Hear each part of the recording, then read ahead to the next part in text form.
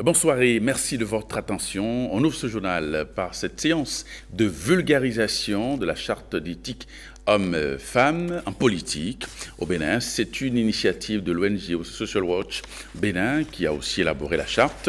Eh bien, cette séance a réuni les représentants des partis politiques et plusieurs autres structures de la société civile. Océane Amosso.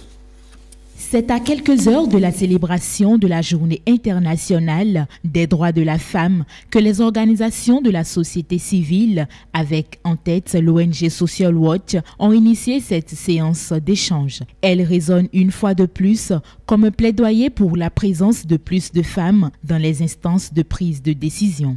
La participation des femmes à la vie politique demeure dans notre pays, le Bénin, un grand défi. En réalité, l'environnement politique et social ne favorise pas l'accès des femmes aux postes électifs et ou nominatifs. Actuellement, sur 1435 élus communaux, seules 67 femmes ont été élues conseillères communales, soit 4,45% de femmes.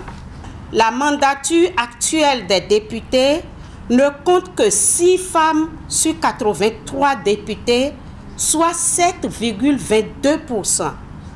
Un rapport de l'Union interparlementaire publié en juin 2015 montre d'ailleurs que le Bénin est l'un des pays africains ayant le moins taux de progression en 20 ans.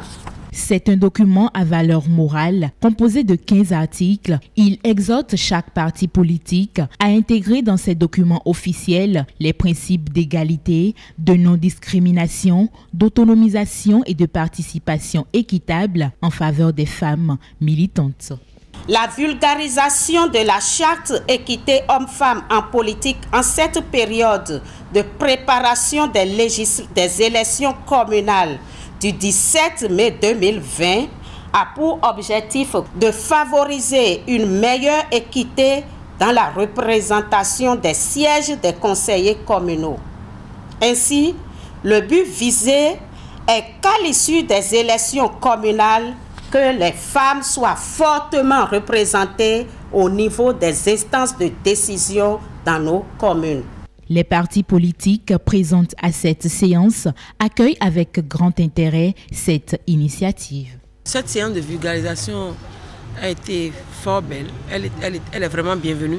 Mais au sein de mon parti politique, je ne pense pas que ce soit une nouvelle donne, parce que déjà le président de mon parti a donné les instructions pour que toutes les listes comportent au moins 2 à 3 femmes. Je puis vous rassurer déjà que la formation politique dont je suis militante, elle déjà avait à cœur cette représentativité et l'avait déjà traduit depuis la naissance de notre parti à travers nos statuts qui avaient déjà reconnu les 30%. Les Forces Cori pour un Bénin émergent, FCBE, le mouvement des élites engagées pour l'émancipation du Bénin, Moël Bénin, le Parti du renouveau démocratique, PRD, l'Union démocratique pour un Bénin nouveau, UDBN, et l'Union progressiste ont déjà signé la charte. Le bloc républicain reste le seul parti en attente.